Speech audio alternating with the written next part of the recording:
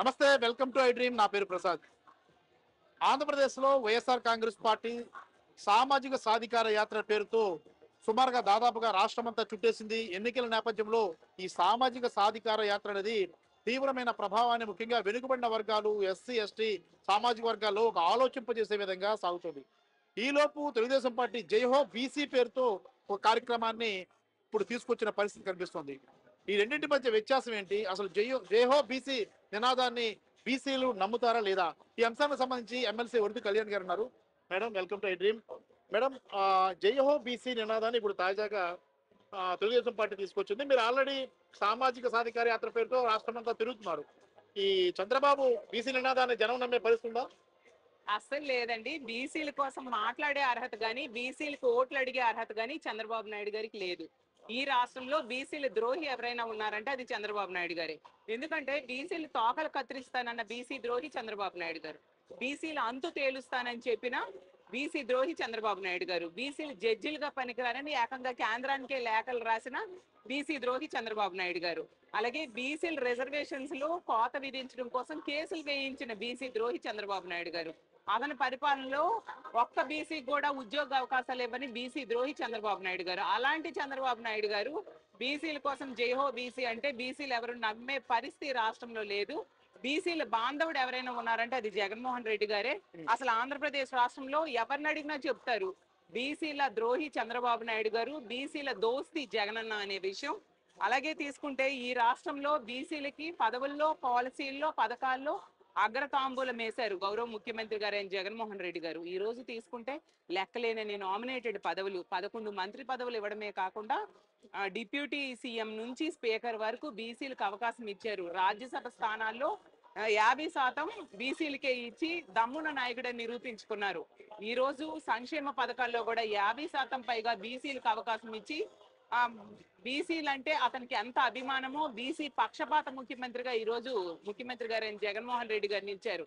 చరిత్రలో ఎప్పుడూ అవకాశాలు ఇవ్వని వడ్డెర లాంటి సామాజిక వర్గాలు, బీసీ సామాజిక వర్గాలు కూడా జగనన్న ముఖ్యమంత్రి అయ్యాక ఎమ్మెల్సీలుగా అవకాశం ఇవ్వడం జరిగింది. బీసీ కులగణన మా బీసీలందరూ ఎప్పటి నుంచో డిమాండ్ చేస్తూ ఉన్నారు బీసీ కులగణన చేయమని. దాన్ని ఈ రోజు ఆంధ్రప్రదేశ్ రాష్ట్రంలో చేపట్టడం జరిగింది. అలాగే 56 బీసీ కార్పొరేషన్స్ ఏర్పాటు చేసి వాళ్ళకి ఒక వ్యవస్థ చైర్మన్లు అలాగే డైరెక్టర్స్ వేసి వాళ్ళకు ఒక గుర్తింపునిచ్చారు జగన్మోహన్ రెడ్డి గారు. అలాగే తీసుకుంటే బీసీల కోసం శాశ్వత బీసీ కమిషన్ కూడా ఏర్పాటు చేయడం జరిగింది. కాబట్టి బీసీల కోసం మాట్లాడాలన్నా, బీసీల కోసం ఆలోచించాలన్నా అది చేస్తున్నది ఒక జగన్మోహన్ రెడ్డి గారే అనే విషయం ఆంధ్ర రాష్ట్రంలో ప్రజలందరూ బలంగా నమ్ముతూ ఉన్న పరిస్థితి. కాబట్టి బీసీలు ఎవరు ఇలాంటి చంద్రబాబు నాయుడు గారు లాంటి మోసగాడు బీసీ ద్రోహి మాటలు నమ్మే పరిస్థితి ఆంధ్రప్రదేశ్ రాష్ట్రంలో లేదని తెలియజేస్తూ ఉన్నారు. ఒకప్పుడు తెలుగుదేశం పార్టీకి బీసీలే వెన్నెముగ్గా ఉన్నారు. ఆ బీసీల వల్లే తెలుగుదేశం పార్టీ అధికారంలో రావడం జరిగింది. ఒక గత 10 ఏళ్ళు 15 ఏళ్ళు క్రితం జరిగిన మాట అది. ఇప్పుడు బీసీల ఆలోచన విధానం అంతా మారిందని చెప్పుకోవాలా? బీసీలు ఇప్పుడు వైసీపీతో గత గత ఎన్నికల్లో వచ్చారు. ఈ ఎన్నికల్లో కూడా కొనసాగుతారా? ఖచ్చితంగా ఖచ్చితంగా అండి. ఒకప్పుడు తెలుగుదేశం పార్టీకి బీసీలు వెనుముగ్గా ఉంటే చంద్రబాబు నాయుడు గారు వాళ్ళని ఎన్ని తీర్చేశాడు. కానీ జగనన్న ఎన్నికల ముందు బీసీ డిక్లరేషన్ సభలో చెప్పాడు బీసీలు అంటే బ్యాక్వర్డ్ క్యాస్ట్లు కాదు, బ్యాక్ బోన్ క్యాస్ట్లు అని చెప్పడమే కాకుండా తను ముఖ్యమంత్రి అయ్యాక బీసీలకు ఒక బ్యాక్ బోన్ లా నిలిచిన పరిస్థితి మన ఆంధ్రప్రదేశ్ రాష్ట్రంలో మనం చూసాం.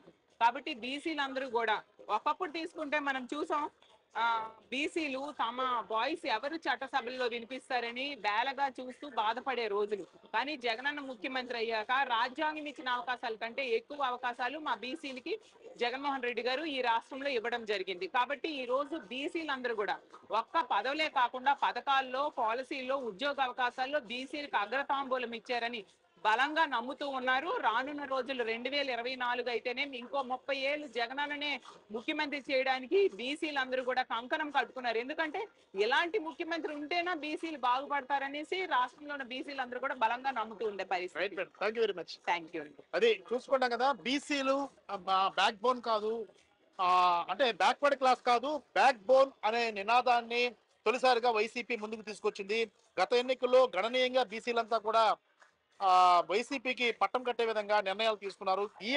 ఈసారి కూడా 2024 ఎన్నికల్లో కూడా బీసీలంతా కూడా వైసీపీకే పట్టం కడతారన్న భావంతో వైసీపీ ఉంది. ఎందుకంటే ఆ ప్రభుత్వం చేసిన పథకాలే దీనికి కారణమని భావిస్తూ వస్తోంది.